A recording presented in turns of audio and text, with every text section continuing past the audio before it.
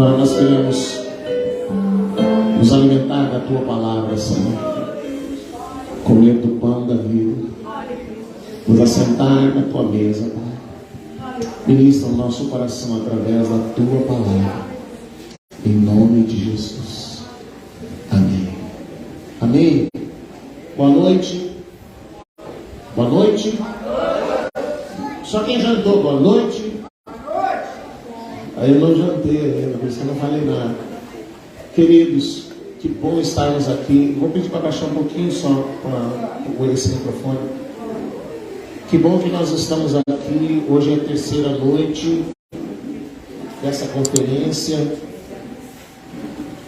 E as duas primeiras noites foram marcantes. Baixou demais agora. Foram marcantes. O Senhor fluiu de uma forma extraordinária. A primeira noite, a pastora Renata nos falou sobre a responsabilidade do sacerdote de preparar o altar. Era a responsabilidade do sacerdote preparar a lenha, preparar todas as coisas para manter o altar sempre com a chama acesa. Deus o Pai trazia o fogo, mas era a responsabilidade do sacerdote manter essa chama acesa. Ela encerrou falando sobre nós como igreja, que a palavra diz que nós somos uma nação de reis e sacerdotes, que todos nós temos uma responsabilidade de manter a chama acesa. Nós temos que abolir, banir de nossa mente a ideia de que as pessoas precisam fazer algo para que a gente se mantenha firme em Deus. É uma responsabilidade nossa, individual, manter a chama acesa no nosso coração, manter a chama acesa dentro de nós, é nossa responsabilidade. Ela também falou sobre as cinzas que precisavam ser removidas e que muitas vezes existem muitas coisas que nos impedem, que são um embaraço, são um estorvo para que a chama de Deus continue acesa dentro de nós. Ontem à noite, a pastora Márcia nos trouxe uma palavra contando o encontro de Jesus, o resgate de Jesus aos dois discípulos que estavam na estrada de Emaús.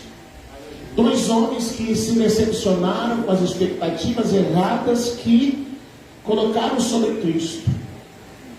E quando Jesus morre e aquelas expectativas erradas não se cumpriram, eles se decepcionaram e foram embora.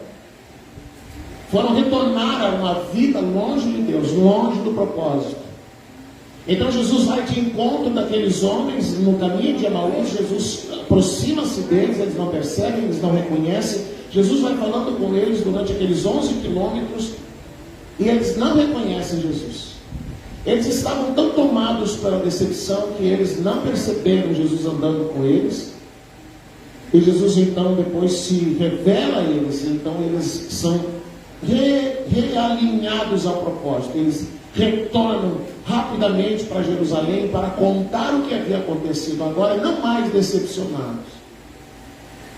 Então nós precisamos entender que muitas vezes nós criamos expectativas erradas sobre Deus, expectativas erradas sobre igreja, expectativas erradas sobre coisas. Esperamos que Deus faça alguma coisa que Ele não quer fazer, e muitas vezes por causa disso as pessoas se afastam de Deus. Elas culpam a Deus porque no seu coração elas criaram uma expectativa errada. Mas o Senhor Jesus, neste tempo, Ele está realinhando, Ele está resgatando aqueles que se distanciaram por motivos errados, por expectativas erradas. Amém? E a pastora falou ontem também sobre a importância de nós pararmos de nos desculpar quando se trata de buscar a Deus. Ah, mas eu não tenho tempo. Ah, mas eu não consigo ler a Bíblia. Ah, mas eu não sei o que. E ela diz: você tem tempo, sim. Olha lá o relatório que você recebe lá no seu telefone toda semana, e lá diz quantas horas você ficou numa semana inteira, quantas horas no dia? 3, 4, 5, 6, 8 horas grudado no telefone. Aí você tem coragem de dizer que não tem tempo.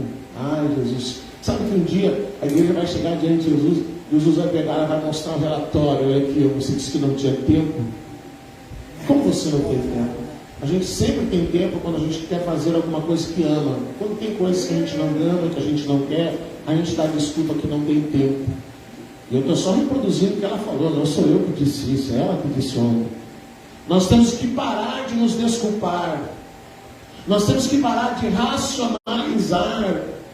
Porque Deus às vezes está se movendo e nós ficamos assim, mas eu não quero chorar.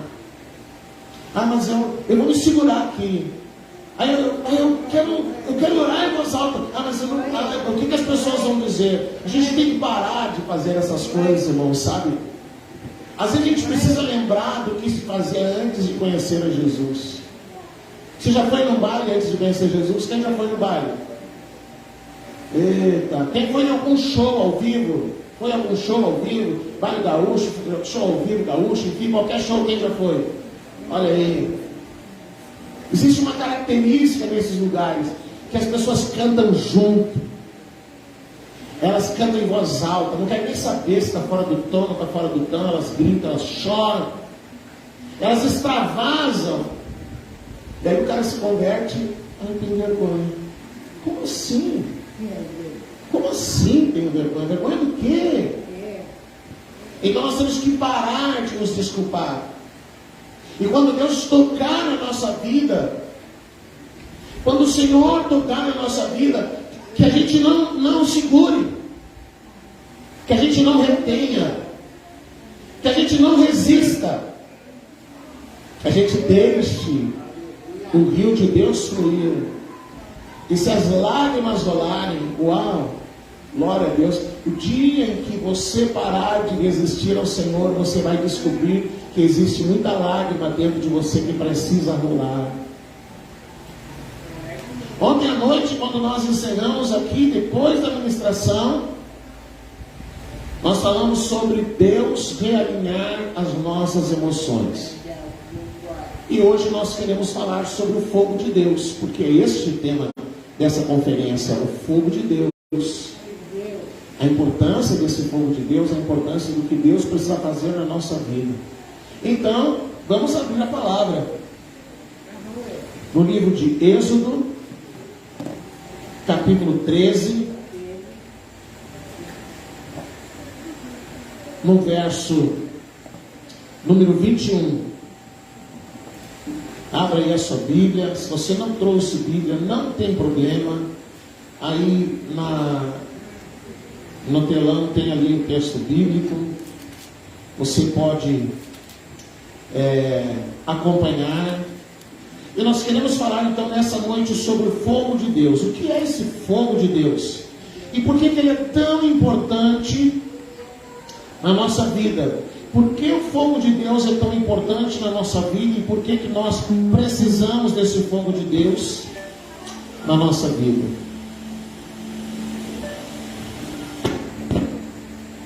Amém? Amém. Vamos lá? Vamos devagarinho. Prometo que eu não vou falar mais do que 1 hora. Que Deus me ajude, que eu consiga terminar em menos de 1 hora. Mas você nem vai sentir, fica tranquilo. Você sente quando está assistindo novela? Não sente, né? Então faz assim, preste atenção, esquece de tudo e ouça. Deixa Deus falar com você nessa noite, amém? Se doer não tem problema, faz parte. Se doer faz parte. 21 e 22. E o Senhor ia adiante deles, de dia numa coluna de nuvem, para os guiar pelo caminho, e de noite numa coluna de fogo, para os alumiar, para que caminhassem de dia e de noite. Nunca tirou de diante da face do povo a coluna de nuvem de dia, nem a coluna de fogo de noite. Amém? Deixa marcado aí. Existe uma característica naquilo que Deus fez no primeiro dia em que o povo saiu da terra do Egito. Esse fenômeno que fala ali de uma nuvem que surgiu quando eles saíram do Egito, depois das 10 pragas, amém? Depois da última praga, a morte dos primogênitos, onde todo o Egito lamentou a morte do primogênito, meninos, homens, enfim, animais, como um juízo de Deus sobre o Egito. Então o faraó liberou o povo para ir, vão, e a palavra diz que Deus trouxe um terror tão grande sobre os egípcios, que o Egito foi despojado naquela noite. As mulheres egípcias tomavam as suas joias, os seus brincos, os seus colares, as suas pulseiras, e davam para as mulheres hebreias. Quando o povo de Israel saiu do Egito, ele saqueou o Egito. Eles levaram riqueza, eles levaram joias, eles levaram ouro, eles levaram animais. Da onde o Senhor está tirando isso? Você nunca leu que Moisés levantou oferta para construir o tabernáculo, e o povo começou a trazer joias e joias e joias, até que Moisés disse assim: Deus, chega, não precisa mais. Da onde que eles tiraram isso? Eles eram escravos.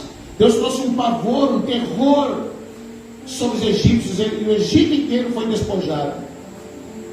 E de madrugada, logo após a meia-noite, quando o anjo da morte passou sobre o Egito, e Faraó lamentou a morte do seu filho, e todo o Egito lamentou a morte dos primogênitos, Faraó, então, tomado por esse terror, dispensou Israel: vai embora, os hebreus foram embora, tomaram tudo que tinha.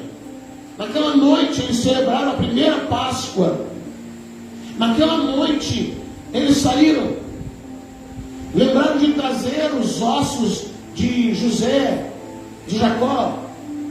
E a palavra diz que quando eles estão andando já quase amanhecendo o dia, o Faraó é tomado por uma ira, por uma revolta. Deus disse assim: eu vou julgar de tal forma o Egito, que o Egito não vai esquecer do que eu vou fazer sobre eles. Então o Faraó toma o seu exército e eles resolvem perseguir os hebreus. E quando amanhece, quando o dia está clareando, o povo olha e percebe aquela fumaça de poeira vindo em sua direção, e eles começam a ficar tomados de medo. E aqui, nesse dia, nesse primeiro dia de marcha para a terra prometida, Deus estabelece uma manifestação, uma teofania, uma manifestação física, visível, tangível da sua presença. Deus coloca uma nuvem para guiar o seu povo, porque não era Moisés quem guiava o povo, quem guiava era Deus. Era o Senhor que guiava, não era Moisés que decidia o roteiro do dia, a rota que eles iam caminhar naquele dia. Quem decidia era o Senhor. E aí o Senhor coloca, a gente vai ver no capítulo 14, no verso 19, Deus coloca ali, Deus coloca naquele dia duas coisas que vão marcar essa viagem de 40 anos. Uma teofania, uma manifestação sobrenatural de Deus que durou 40 anos. Quantos anos? 40 anos. 40 anos, dia após dia. 40 anos da Bíblia se refere a duas gerações. 40 anos naquele tempo. Então diz lá, capítulo 14, verso 19: então o anjo de Deus que ia adiante do exército de Israel se retirou da frente. Esse anjo, ele era, vamos dizer assim, um batedor. Ele ia à frente, havia a nuvem e havia o anjo. Amém? Não se perde aí. E aí esse anjo que estava lá na frente, Deus deslocou ele para trás. Deus deslocou ele para trás. Para depois, no final de toda a campanha, de toda a caminhada, de toda a marcha dos hebreus, o anjo de Deus que ia diante do exército de Israel se retirou e passou para trás deles. Também a coluna de nuvem se retirou de diante deles e se pôs atrás deles. E então agora ia entre o campo dos egípcios e o campo de Israel. A nuvem era escuridão para aqueles, e para esses esclarecia a noite, de maneira que em toda a noite este e aqueles não puderam aproximar-se. Olha o que Deus Deus faz. Olha o que Deus fez. Glória. Os egípcios vinham com seus carros, com seus cavalos. Os Salmos conta isso. Matou no mar o exército de seus cavaleiros, com seus carros e seus cavalos. Aí Deus coloca, havia um anjo que ia à frente, um anjo do Senhor, e a nuvem que ia guiando. E aí Deus desloca esse anjo e essa nuvem para trás. E agora essa nuvem, ela criou uma separação, de maneira que os egípcios não conseguiam chegar, alcançar, eles estavam em carros e cavalos, e os hebreus estavam a pé, com homens, mulheres e crianças. Então eles não iam muito rápido. Mas Deus colocou aquela nuvem, e aquela nuvem para Israel, ela fazia o quê? O que ela fazia? Ela iluminava. Para os egípcios era escuridão. Eles não conseguiam ver, eles ficavam deslocados porque não conseguiam enxergar Israel. E Deus então colocou aquele anjo e colocou aquela nuvem, e eles foram a noite inteira. Quando amanhece, Deus abre o mar. Olha quantas coisas Deus fez. Essa teofania, essa manifestação de Deus na forma de uma nuvem, uma coluna de nuvem, não era uma nuvem, era uma coluna de nuvem que guiava o povo. De dia era uma coluna de nuvem e de noite era uma coluna de fogo. A finalidade daquela coluna de nuvem e de fogo era guiar o povo, era proteger o povo.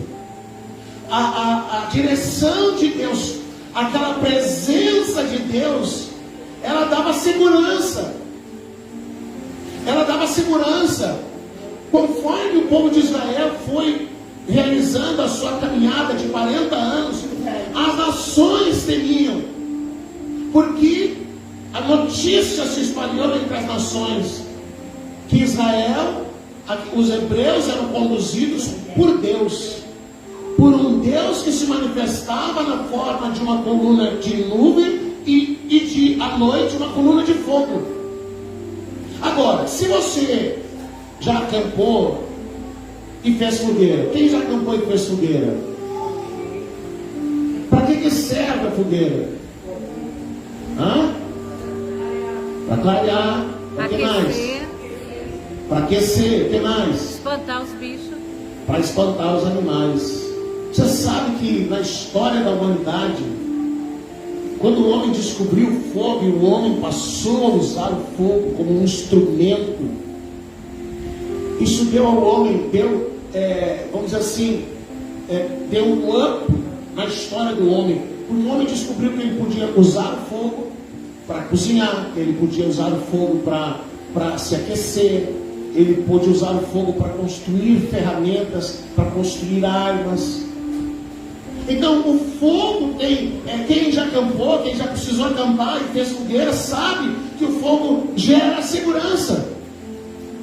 Os animais da noite têm medo do fogo, da claridade produzida pelo fogo. Então quando Deus coloca uma coluna de fogo, Ele está dizendo para o povo descansar nele. Fiquem seguros, eu estou cuidando de vocês. Sabe que isso é tão interessante, porque quando você lê essa viagem do povo de Israel, você viu alguma vez relatado na palavra de Deus que houve algum acidente entre o povo de Israel com o escorpião? Alguém já leu isso? Não. Alguém viu que alguém morreu, criança morreu picado por escorpião? Você leu alguma vez na Bíblia que algum predador do deserto matou, atacou ou feriu alguém do povo de Deus? Não. Deus guardava aquela nuvem, seja de dia ou o fogo da noite, trazia segurança para eles. A única ocasião em que animais peçonhentos atacaram o povo, sabe por que foi? Por causa deles. Quando eles começaram a reclamar, eles começaram a ficar falando e questionando, e aí Deus permitiu que serpentes viessem e atacassem. E aí quando começaram a morrer, mordidos por serpentes, eles se arrependeram. E quando se arrependeram, Deus disse para Moisés: Moisés, vai lá e prepara uma serpente de bronze. Você já leu isso na Bíblia? A serpente de bronze, a serpente que foi erguida no deserto, que era uma figura de Cristo. Quem olhasse, aí Deus disse assim: ó, se alguém for picado pela serpente e olhar por essa serpente de bronze, não vai morrer. E aí terminou. Cessou o sofrimento. Foi a única situação. Porque por 40 anos aquele fogo foi uma segurança que Deus expressou para eles. Você está entendendo? Amém? O que mais? Olha só. Isso foi assim algo tão marcante. Deus manifestar-se através de uma teofania. Deus se manifestar através de símbolos. Deus se manifestar através da própria natureza. Quando a gente lê em Hebreus 19, 14, Êxodo 19, 14, que relata quando o povo de Israel, quando Moisés vai subir o Monte Sinai, 19, 14 ao 16, diz assim, ó: Moisés, tendo descido do monte ao povo, consagrou o povo e lavaram as suas vestes, e disse ao povo: estai prontos ao terceiro dia e não vos chegueis a mulher. Ao amanhecer do terceiro dia, houve trovões e relâmpagos e uma espessa nuvem sobre o monte e muito forte cangor de trombeta, de maneira que todo o povo que estava no arraial se estremeceu. Olha quanta teofania. Houve relâmpago. Ao terceiro dia, quando amanheceu, houve trovão. O que houve então? Trovão. Houve relâmpagos. Desceu a nuvem sobre o monte.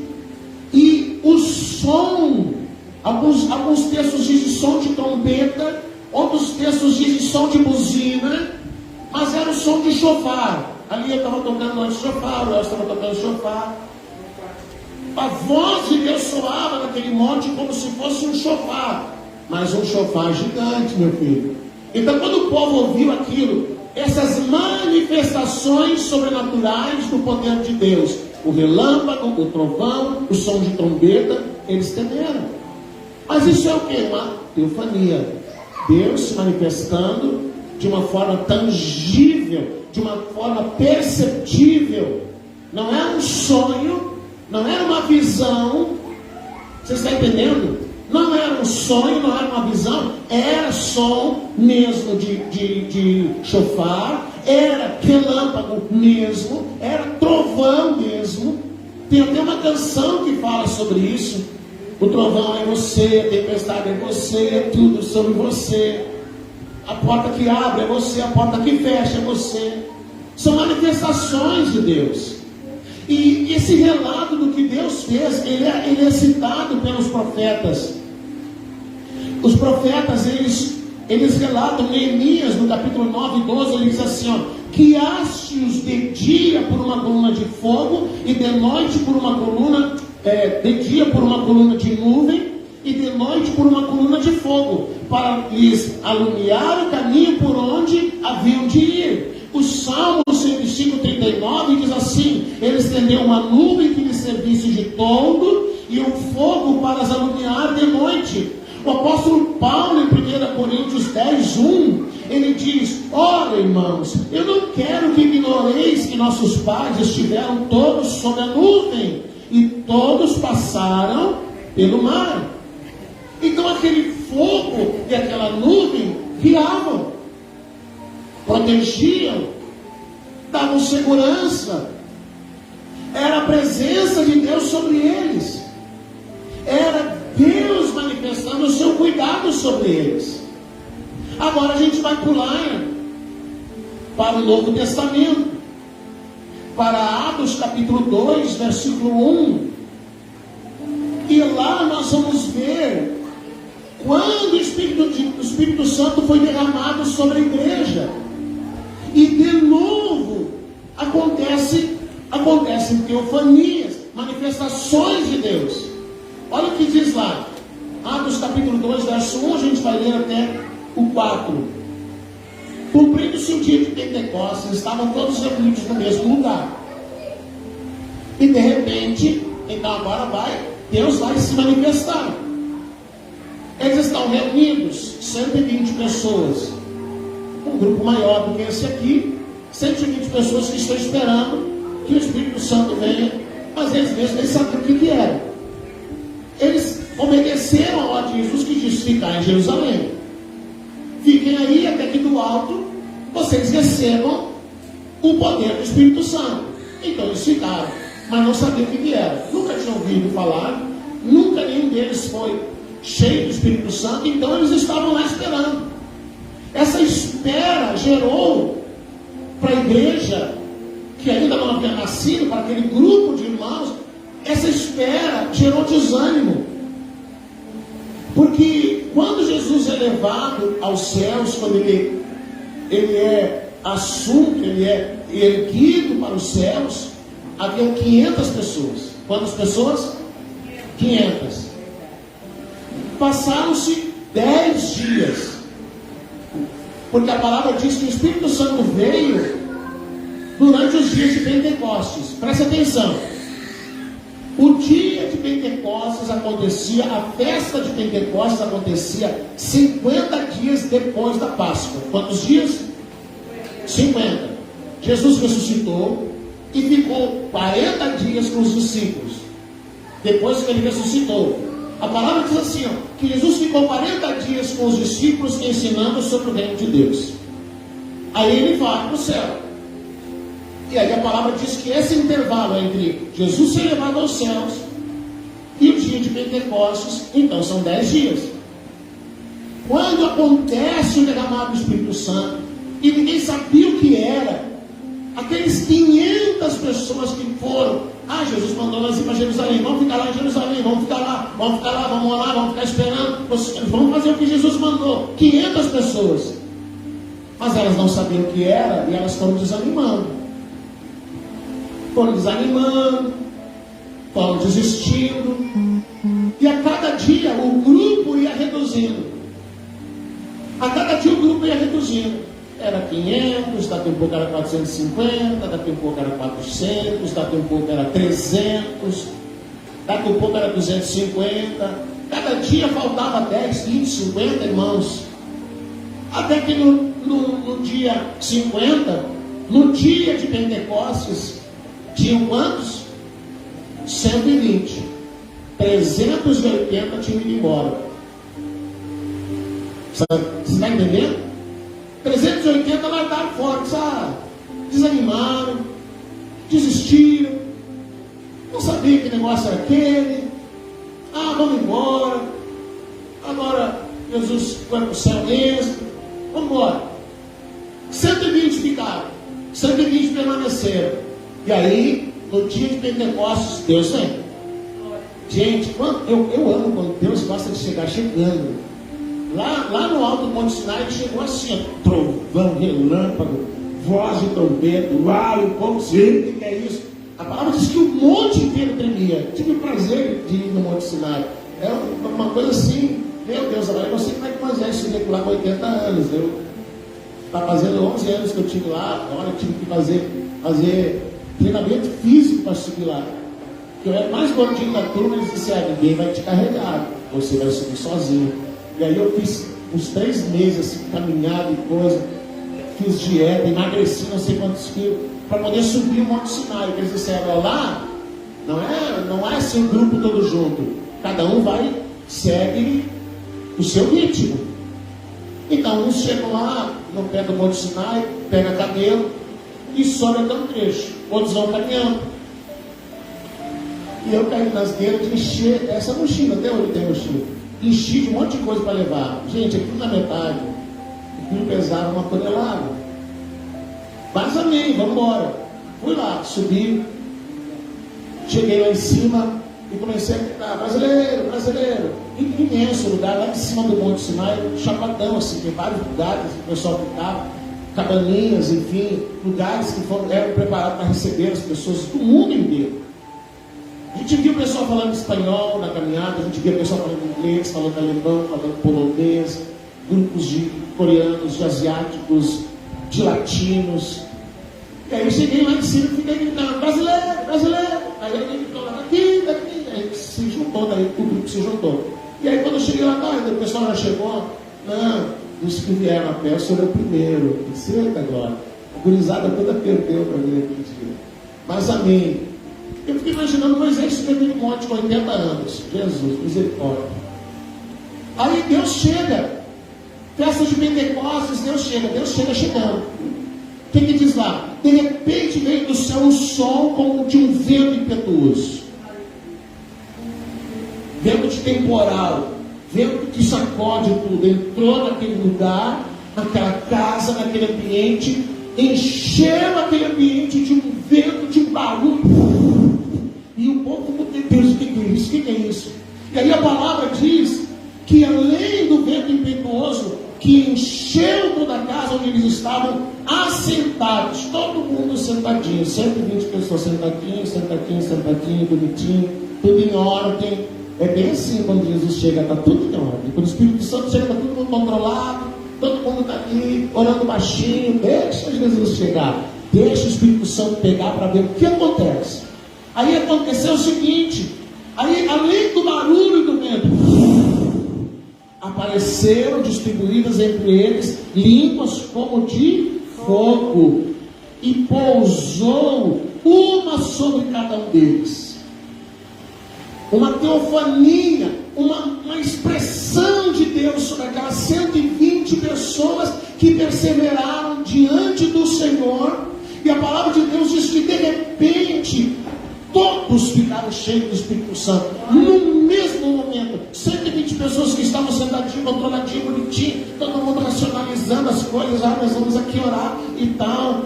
Fulano, não ora alto, por favor. Ora mais baixinho. Ai, que coisa, quer orar mais que os outros. Todo mundo ali assim. E aí Deus chega e dá aquele negócio. 120 pessoas no mesmo momento. Uau, cheio do Espírito Santo. Irmão, acabou a tranquilidade.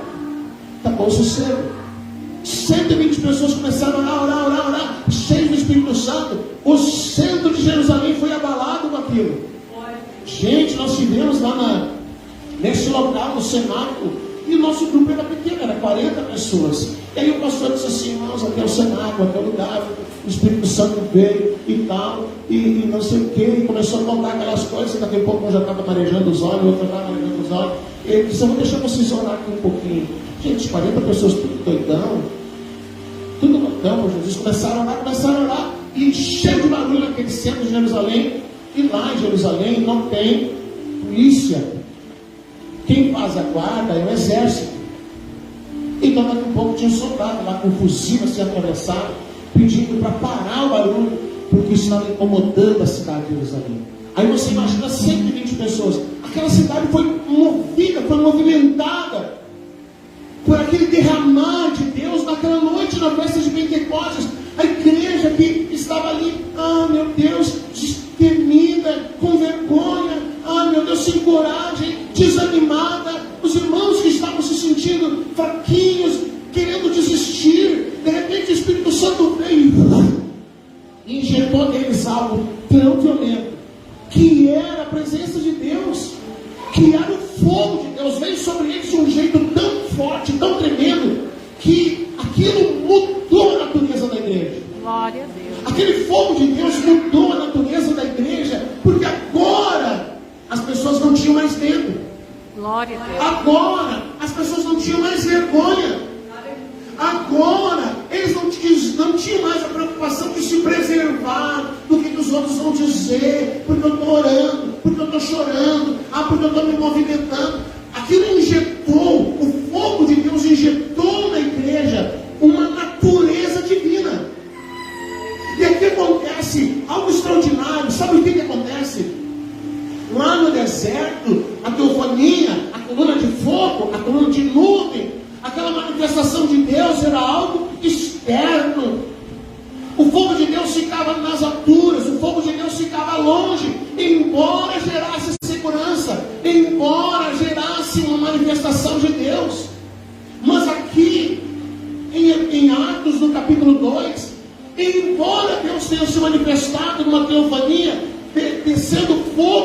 cada um deles. Agora, esse fogo de Deus não era algo externo. Você está entendendo? Agora, esse fogo de Deus estava indo para dentro deles. Glória a Deus. O fogo de Deus entrou para dentro deles. E aí, essa igreja anêmica, fraca, debilitada, sem coragem, sem ânimo, ela foi tomada pelo fogo de Deus. Ela foi tomada pelo Espírito Santo. Ela foi tomada por esse fogo sobrenatural, de tal maneira que as pessoas começaram a ouvir aquilo e vinham, queriam saber o que estava acontecendo. O que estava acontecendo no centro de Jerusalém, da velha Jerusalém. E aí Pedro olha a natureza de um homem sendo mudada pelo fogo de Deus. Pedro havia negado Jesus para uma empregada doméstica. Pedro não teve coragem de dizer que ele era um dos discípulos. Pedro não teve coragem de dizer que ele era um dos seguidores de Jesus. E quando aquela mulher disse, mas você é um deles, Pedro disse, eu não conheço esse homem, não sei do que vocês estão falando. Mas agora Pedro está cheio do fogo de Deus. Pedro está cheio do Espírito Santo. Pedro agora, aquela chama, aquele fogo de Deus entrou para dentro dele. E agora a natureza de Pedro, ela muda. Ele não é mais um homem covarde, ele não é mais um homem que tem medo, ele não é mais um homem inseguro. Ele agora se levanta diante daquela imensa multidão. Ele se levanta diante daquela imensa multidão e ele começa a dizer, irmãos, eu vou explicar o que aconteceu aqui agora, nessa manhã. Não, ninguém aqui está bêbado, não. Ninguém aqui está alcoolizado, ninguém aqui essas horas da manhã, 9 horas da manhã, está cheio de vinho. Nós estamos cheios do Espírito Santo. Nós estamos cheios da presença de Deus. Nós estamos cheios de Deus. Sabe por quê? Porque aquele Cristo que vocês mataram, ele era o Filho de Deus. Ele começa a falar, a pregar, a falar, explicar o que estava acontecendo. E as pessoas ouviram aquilo e disseram, meu Deus, nós matamos o Filho de Deus. Nós matamos o Filho de Deus. Nós matamos o Cristo. Nós matamos a esperança de Israel. E aí eles vêm para Pedro, constrangidos. O que nós temos que fazer? O que nós temos que fazer? Nós pecamos, nós falhamos. Deus vai trazer juízo sobre nós. E Pedro diz assim, arrependei-vos. Eita, vocês têm que se arrepender. Sabe, querido, às vezes a pessoa vai numa igreja, ela está esperando ouvir uma palavra motivacional. Ele está esperando que alguém bata na sua cabeça e diga assim, não, você é campeão, você é vencedor, você é o cara, você vai conseguir, porque você pode. Mas muitas vezes o que ele precisa ouvir é o que Pedro disse, você tem que se arrepender. Vocês precisam se arrepender. Aqui lá de fora da mochila, na bolsinha menor, tem uma carteirinha com pilha, a pilha que está terminando. Olha só. Aí talvez, querido, você sai de casa, vai numa igreja e você diz assim, eu vou lá porque eu preciso de uma motivação. Aí eu preciso de uma palavra motivacional, eu preciso receber um ânimo, eu preciso que alguém diga alguma coisa que se me motive. E sabe o que Deus precisa dizer para você? Você tem que se arrepender. O que você precisa se arrepender. O que você precisa ir para Jesus. O que você precisa se entregar para Jesus. Sabe, querido, um dia um rapaz me procurou. E ele me procurou e me disse assim, contou toda a história dele. Ele tinha esposa e filha, uma filha pequena.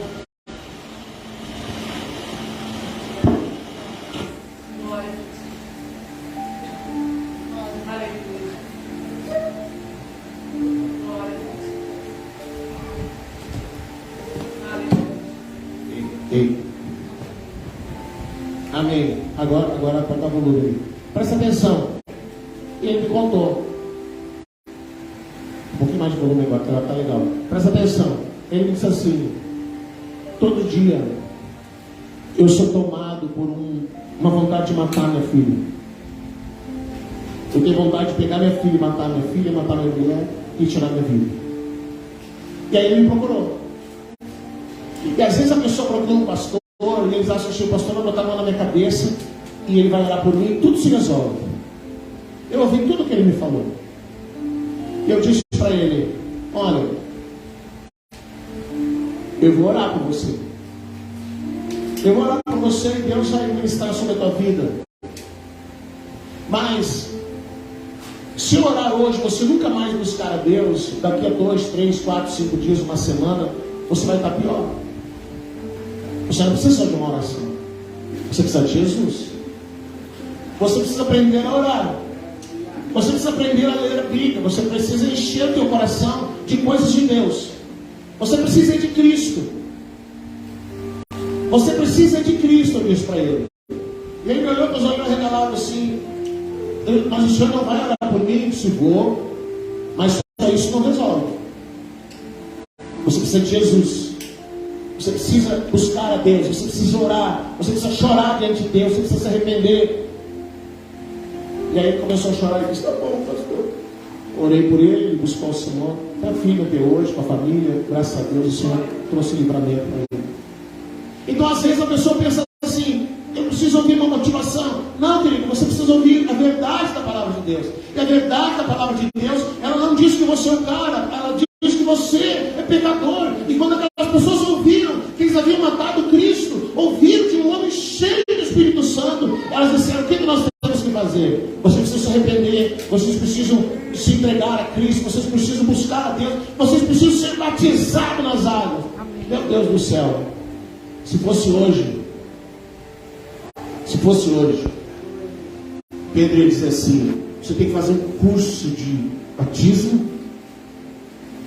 Amanhã eu vou começar um curso de batismo, 7 dias. Você tem que vir 7 dias no curso de batismo. E deixa eu me cumprimentar essa tua saia aí. E você, essa barba aí não está certa, você tá. Pedro não falou nada disso. Sabe o que Pedro fez? Sabe o que Pedro fez? Ele pegou aquele povo todo e foi para o rio e batizou naquele dia 5.000 homens, fora mulheres e crianças. 5.000 pessoas. Não tinha nenhum discípulo lá medindo saia, cabelo comprido, roupa, impondo regras, dizendo que tem que ser assim, tem que ser daquele jeito, tem que vir só se for casado, tem que vir só assim, só desse jeito, só daquele outro, não sei o quê. Não, as pessoas foram e se entregaram ao Senhor, e naquele dia nasceu a igreja. Quando o Espírito de Deus veio sobre a igreja. Agora, o que isso tem a ver com a minha vida? O que tem a ver com a tua vida, querido, é que da mesma forma que o fogo de Deus mudou a natureza dos discípulos, da mesma forma que o fogo de Deus mudou a natureza daquele pequeno grupo de irmãos que conseguiram resistir pelos 10 dias e que foram cheios do Espírito Santo, e que 120 pessoas num dia viram chegar à congregação mais de 7, 8 mil pessoas. Você tem ideia do que é isso? Então é assim: Márcia, você agora vai cuidar os irmãos daquele lado lá, reúne eles em algum lugar. Você, Renata, vai lá no outro lado da cidade, não sei o que. Você vai lá, de repente, de um dia para o outro, aqueles 120 que não eram professor de nada, que não entendiam de nada, a não ser de Cristo, apaixonados por Ele, mas que estavam ali persistindo diante do Senhor. Naquele dia, eles foram responsabilizados pelo Senhor de alimentar, sustentar, discipular aqueles 7, 8 mil pessoas. Ninguém disse assim: eu não posso, eu tenho minha casa para cuidar. Não, eles foram lá e se entregaram, irmão, porque o reino de Deus é prioridade. Eu não estou dizendo que você não tem que cuidar da sua casa. Eu estou dizendo que o reino de Deus tem que ser prioridade na vida da gente. Amém. Da mesma forma que o fogo de Deus mudou a natureza de Pedro, mudou a natureza daquelas pessoas da igreja, da mesma maneira que o fogo de Deus gerava segurança para Israel no deserto, gerava proteção para eles no deserto e guiava eles no deserto. Hoje, irmãos, não é diferente. Nós precisamos do Espírito Santo, nós precisamos do fogo do Espírito Santo. Ontem a pastora disse: é o Espírito Santo que nos guia. Eu não sei o que eu vou fazer, eu não sei como é que eu vou resolver isso. Vai orar, irmãos, o Espírito Santo te guia, ele te mostra, ele te dá direção, ele diz com quem você tem que falar, onde você tem que ir, onde você deve comparecer, em que rua e caminho você deve seguir. Se você decide fazer alguma coisa, talvez na metade do caminho ele diz: volta, Fernando. E aí eu volto e fico esperando para ver o que o Espírito Santo vai dizer. Ele vai guiar, ele vai conduzir. O Espírito Espírito Santo vai trazer segurança para você. Porque as pessoas são inseguras, as pessoas elas têm medo. As pessoas vivem com medo de alguma coisa. O Espírito Santo traz segurança. O Espírito Santo traz a proteção de Deus. É você saber, querido. Às vezes a pessoa tem medo porque ela está sozinha, porque às vezes a mulher é sozinha, porque às vezes sozinha aquela família, um núcleo pequeno, no meio de uma comunidade inteira, no meio de um lugar violento, no meio desse mundo do jeito que está, querido, que às vezes dentro de casa já é perigoso. Aí vem o Espírito Santo traz segurança, porque Jesus disse assim: olha, eu vou estar convosco até a consumação dos séculos. Às vezes você está chorando porque você diz assim: mas eu não tenho nenhum amigo. Você tem uma dependência, eu preciso de um amigo, tem que ter uma amiga, tem que ter alguém. Irmãos, o dia que você descobrir que o Espírito Santo, ele pode ser o teu melhor amigo, ele pode ser aquele que vai estar contigo, aquele que vai te ouvir, aquele que vai enxugar as tuas lágrimas, aquele que vai trazer segurança ao teu coração, aquele que vai alinhar as tuas emoções, aquele que vai fazer com que você deite a noite e durma, sabendo: Deus está cuidando de mim. A palavra diz: eu em paz eu me deito e eu pego no sono, porque Deus cuida de mim. Deus cuida de mim. Teve um ano que nós fomos tirar férias lá em São Lourenço do Sul, e eu sou assim, ó, eu deito, irmãos, pode cair a casa. Se eu pegar no sono, pode cair a casa, pode arrancar telhado, pode acontecer o que acontecer, eu não vejo. Deitamos para dormir, e no meio da noite, na madrugada, entrou um camarada dentro da casa que nós estávamos. Entrou por uma janela, ele entrou no nosso quarto, da minha, meu e da pastora. Do lado da minha cama, da cabeceira, tinha 2 notebooks, tinha bolsa com documento, tinha dinheiro. Os notebooks acho que ele não conhecia, mas dinheiro, carteira, máquina fotográfica, tudo ele pegou. E pegou aquela minha bolsa e foi colocando as coisas ali dentro. Aí ele abriu a porta da casa, foi na rua, numa área que tinha, colocou a bolsa ali e voltou. Fechou a porta, abriu a porta de novo e retornou para ir nos outros quartos. Quando ele entrou no outro quarto, a Isabelle estava acordada. A Isabelle olhou para ele e começou a gritar: pai, meu homem aqui. Ele assustou, fugiu e levou algumas coisas. Até que eu me acordasse, entendesse que tinha um ladrão dentro da casa e tal. Enfim, nós acabamos terminando as férias, porque o dinheiro foi todo. Eu tive que ir no boletim de ocorrência, na delegacia, contar a história e tal. E lá, conversando com o delegado, eu disse para o delegado: eu queria ter me acordado naquela hora. Porque se eu me acordasse, eu avançava nesse cara, eu arrebentava ele a pau. E aí o delegado disse: não senhor, ainda bem que o senhor não acordou, porque se o senhor tivesse acordado, dias atrás, aconteceu isso numa casa, e o cidadão acordou e avançou, e o marginal fartou ele, porque ele entra para tudo. Aí a gente pensa assim: foi assaltado, perdeu dinheiro, teve que encurtar as férias, e Deus guardou. Porque se eu tivesse acordado, a pastora ia voltar viúva de lá. Eu ia avançar no cara, eu ia bater nele, eu até podia acertar. Se eu acertasse, eu ganhava a briga. Mas se ele me acertasse primeiro, até eu me acordar e ver que nariz de porco na tomada, eu já tinha apanhado. Você está entendendo? Deus guarda, gente. Esses dias aqui eu sofri um acidente, podia ter morrido, podia ter sido degolado. Caí só numa chapa de telha, entrou aqui no ouvido, ó, furou aqui, ó, esse negocinho aqui ficou pendurado. Na janela. Caí só na janela. Podia ter morrido. Mas o senhor levou ponta, mas se tivesse pegado aqui em cima, irmão, tinha feito uma careca aqui, ó. Se tivesse pego aqui, ó, no metal, uma lâmina, Deus cuidou. O bom da gente saber, irmãos, é que Deus cuida da gente. Você fica preocupado com seus filhos, Deus cuida dos seus filhos melhor que você. Deus provê as coisas, Deus traz segurança. O Espírito Santo traz segurança para você. Por que você precisa do Espírito Santo? Porque é Ele que te mantém firme. Espírito Santo quem te dá coragem para você seguir em frente. É o Espírito Santo quem injeta a vida de Deus em você. É o Espírito Santo que mudou a história da igreja. É o Espírito Santo que tem mudado a história de pessoas até hoje.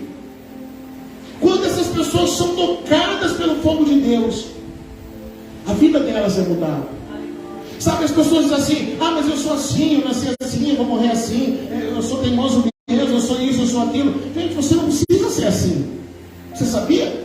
Você não precisa ser assim. Você não precisa dizer para as pessoas: eu sou assim, a minha natureza é essa. Deus pode mudar a tua natureza. Deus pode mudar essa insegurança que você tem no teu coração. Deus pode mudar o medo que está dentro de você. Deus pode mudar tantas coisas na sua vida. Quando você é cheio do Espírito Santo, olha para essa igreja, irmão, 120 pessoas, tudo sentadinho, bonitinho. Parecia assim a fila lá do INSS, todo mundo quietinho. Fila de banco.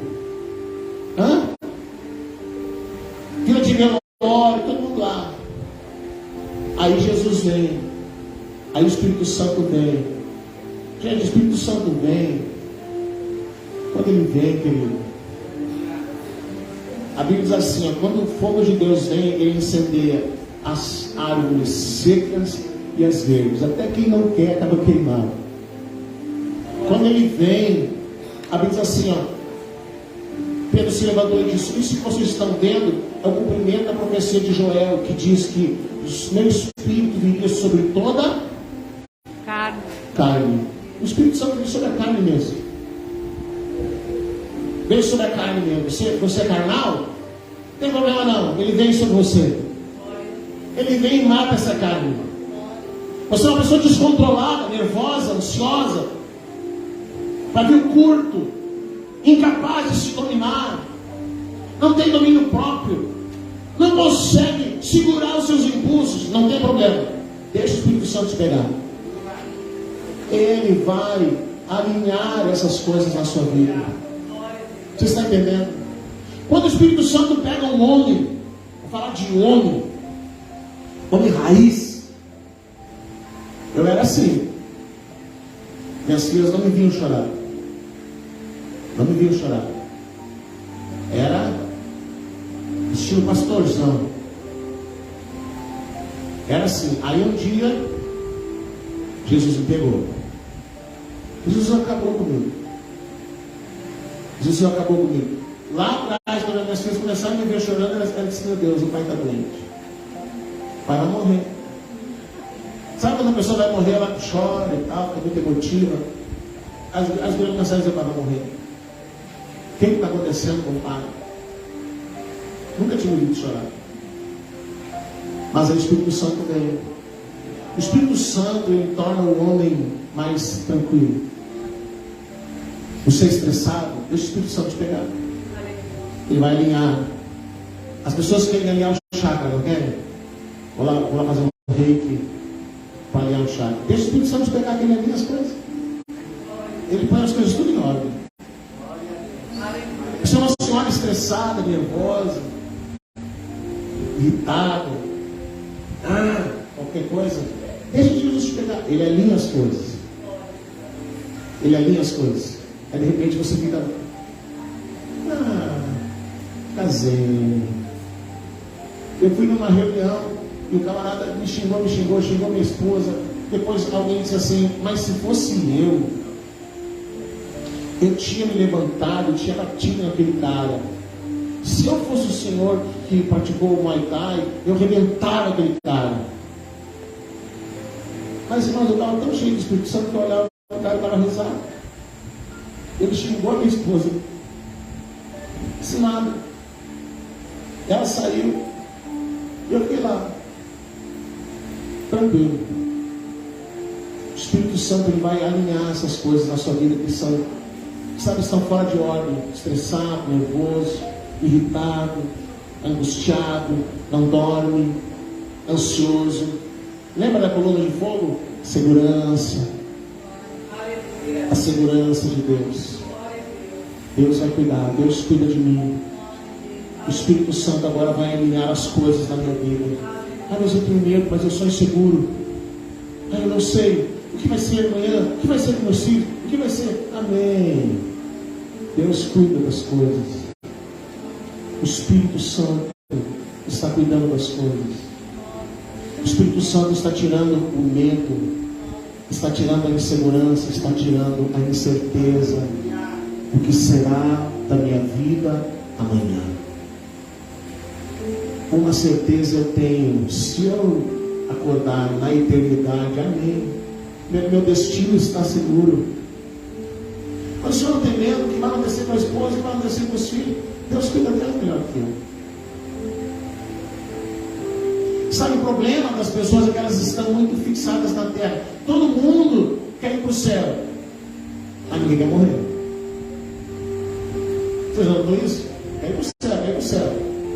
Aí aparece uma dor no pé. Ai meu Deus, eu não quero, digamos que eu vou morrer, pelo amor de Deus. Descanse. Descanse. Deixa o Espírito Santo cuidar das coisas da sua vida. Deixa o Espírito Santo pôr ordem nas tuas emoções. Deixa o Espírito Santo com o seu fogo queimar o que não é dele, o que é futilidade. Existe muita coisa que você se preocupa, irmãos, que não tem nada a ver. Às vezes a senhora se preocupa em varrer a casa 20 vezes no dia. 20 vezes no dia você pega a vassoura e varre a casa. Ai meu Deus, alguém vai chegar aqui e se a casa estiver suja, daí? Paga das contas? Não. Se tiver louça na pia, está lá, qual é o problema? Se tiver roupa para lavar, não tem problema. Se a pessoa se incomodar, está lá, fala para mim, ó, quer levar? Você fica ansioso, preocupado, às vezes por coisas que não tem nada a ver, irmãos. Você está entendendo? Aí o que as pessoas vão dizer? Você é a pessoa que fica preocupada com o que os outros vão dizer? Levanta a mão, deixa eu ver. Você fica preocupado, o que os outros vão dizer? Não faz barulho, não fala alto, não diz isso, não faz assim, não mexe assim, não isso, não aquilo. Mas por quê? O que as pessoas vão dizer? Eu vou botar um segredo para você. Você se cuidando ou não se cuidando, as pessoas vão falar de você. Você sabia? Você limpando a casa ou não limpando, eles vão falar de você. Você pondo a roupa todo dia no varal, as pessoas vão falar. Você cozinhando bem ou mal, as pessoas vão falar. Você limpando ou não limpando o seu carro, as pessoas vão falar. Meu carro vive sujo, você não vai lavar o carro? Não. Vou lavar um pouquinho, chega na rua, primeira vez que chega lá do posto, lá onde eu lavo, já chega podre em casa e volta. Não vou lavar. Eu só lavo quando eu viajo, daí eu vou com o carro bonito. Mas senão eu não lavo, irmão. O que as pessoas vão dizer? Pode falar o que quiser, irmão. Se quiser me ajudar, amanhã vence a fatura. Me dá aí 600 pila, paga a fatura e daí você tem o mês inteiro para falar do meu carro. Senão não, você tem que parar de se preocupar com o que as pessoas vão dizer. E sabe quem é que alinha isso em você? O Espírito Santo. Pedro ouviu uma mulher dizer: tu é um deles. Ele disse: não, só não, nem conheço esse cara. Agora, cheio do Espírito Santo, ele se levanta e ele fala de Jesus, seguro, tranquilo, cheio de Deus. Sabe o que você precisa? Ser mais cheio de Deus. Sabe o que precisa na sua casa? Ser mais cheio de Deus, para que Deus alinhe todas as coisas na sua vida. Amém? Fique de pé.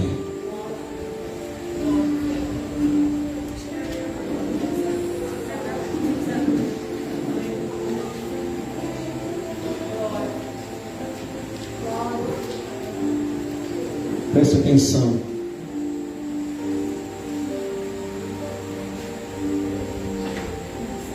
O que eu tenho que fazer, pastor? O que eu tenho que fazer? Porque nós vamos orar agora, né, pastor? O que eu tenho que fazer? O que eu faço? Como é que eu faço? Como é que eu deixo minha mão? Um dia uma pessoa me perguntou assim: eu posso ir lá na igreja? Eu disse: pode. Como é que a gente entra lá? Aí eu disse para ele: plantando bananeira. Aí ele disse: como assim? Eu disse: você entra como entra em qualquer lugar. Tá, mas e o que as pessoas vão dizer? Não tem problema. As pessoas não vão dizer nada. Você entra como você entra em qualquer lugar. Mas você tem que aprender a não resistir a Deus. Você vai tocar aí? Você tem que aprender a não resistir a Deus.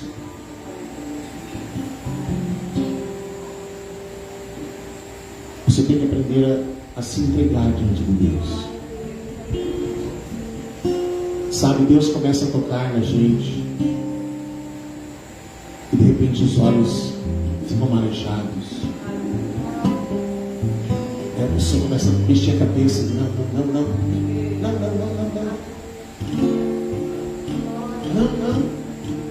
E aí Jesus é teimoso. E ele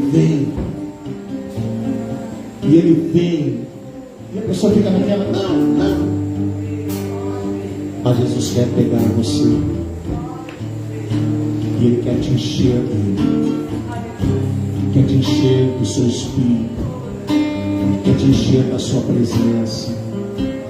Eu vou encerrar a transmissão ali, pastor. Vou encerrar porque eu quero fazer um negócio aqui. Eu não quero que ninguém fique constrangido.